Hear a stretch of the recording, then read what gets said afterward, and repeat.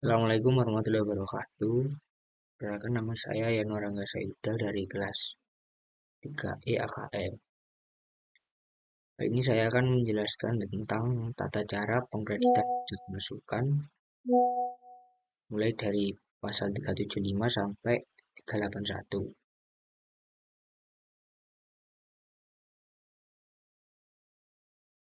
Yang pertama ada pasal 375 tentang pengkreditan pajak masukan. Apa sih pajak masukan itu? Pajak masukan adalah pajak pertambahan nilai atau PPN yang dibayarkan atas perolehan barang kena pajak dan atau jasa kena pajak. Kemudian, pajak masukan dapat dikreditkan dengan pajak keluaran pada masa pajak yang sama di akhir periode. Namun jika tidak ada penyerahan atau ekspor, pajak masukan tetap dapat dikreditkan sesuai aturan.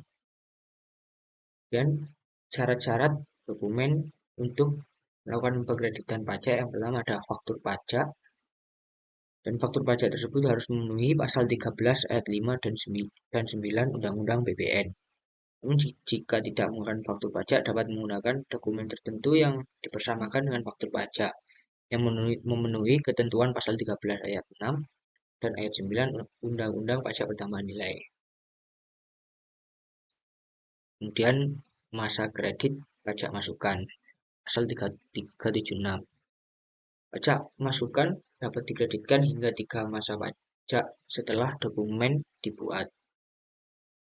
Kemudian pajak masukan tidak boleh dibebankan sebagai biaya atau dikapitalisasi dalam harga perolehan BKP atau JKP.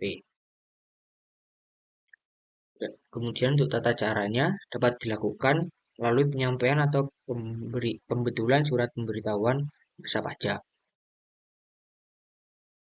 dengan faktur pajak dan kredit pajak pasal 377. Faktur pajak harus mencantumkan identitas pembeli dari mulai nama, alamat, nomor induk kependudukan. Kemudian harus memenuhi ketentuan pasal 13 ayat 5 Undang-Undang PPN. Untuk pajak yang sesuai dapat digunakan oleh pengusaha kena pajak untuk mengkreditkan pajak masukan. Jadi faktur pajak harus diisi dengan lengkap agar bisa dapat digunakan untuk mengkreditkan pajak masukan pada akhir periode.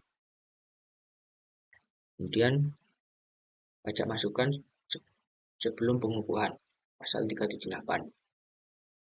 Pajak masukan atas perolehan impor BKP atau JKP berlaku sebelum pengusaha dikukuhkan sebagai pengusaha kena pajak. Namun ketentuan pengkreditannya menggunakan pedoman pengkreditan sebesar 80% dari pajak keluaran dan tidak dapat menggunakan dasar pengenaan pajak yang lain, atau dapat juga diajukan melalui SPT biasa atau hasil pemeriksaan pajak.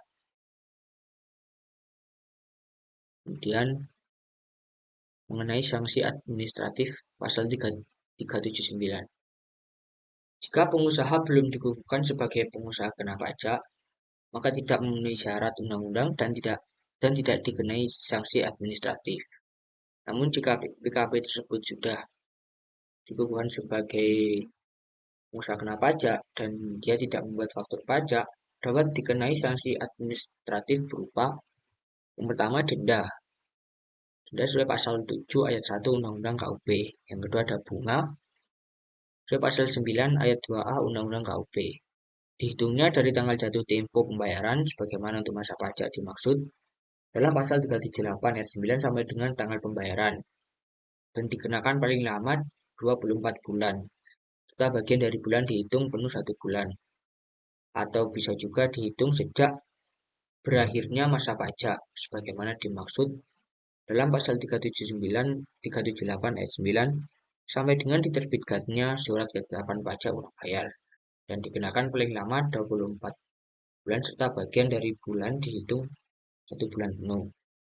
Sanksi yang ketiga ada kenaikan sesuai pasal 15 Undang-Undang KUP. Kemudian pajak masukan sebagaimana dimaksud pada ayat 4 jika telah dibebankan atau ditambahkan sebagai biaya atau telah biaya dalam harga perolehan barang kena pajak atau jasa kena pajak, maka yang pertama, pengusaha kena pajak wajib melakukan pembetulan surat pemberitahuan tahunan pada tahun pajak. Saat pajak masukan dimaksud telah dibebankan sebagai biaya atau telah ditambahkan atau dikapitalisasi dalam harga perolehan kena pajak atau jasa kena pajak. Atau yang kedua, Dirjen Pajak atas permohonan PKP atau karena jabatannya melakukan pembetulan atas ketetapan atau keputusan sesuai dengan ketentuan pasal 16 Undang-Undang Ketentuan Umum dan Tata Cara Perpajakan.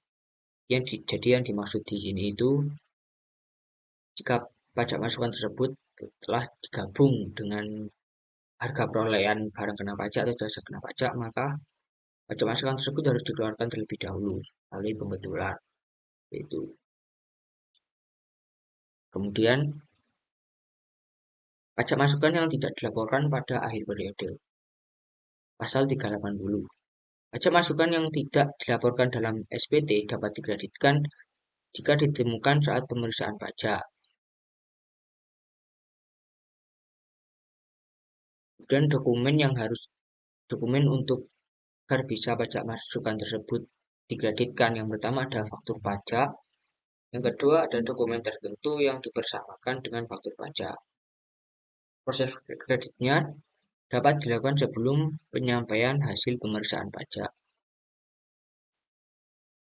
Kemudian ketetapan pajak dan kredit pajak, pasal 381. Pajak masukan yang ditagih melalui surat ketetapan pajak dapat dikreditkan jika poin pertama ada ketetapan pajak hanya mencakup pajak masukan tertentu dan hasil pemeriksaan yang dilakukan telah disetujui.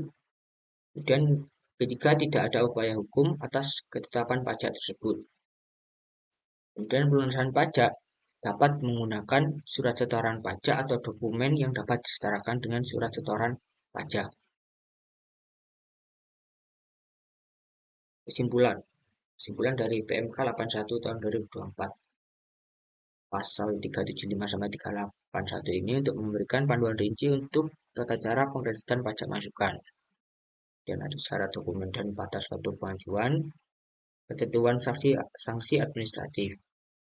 Tujuan dari PMK 81 tahun 2024 ini adalah untuk mendukung transparansi, efisiensi, dan kepatuhan dalam administrasi perpajakan.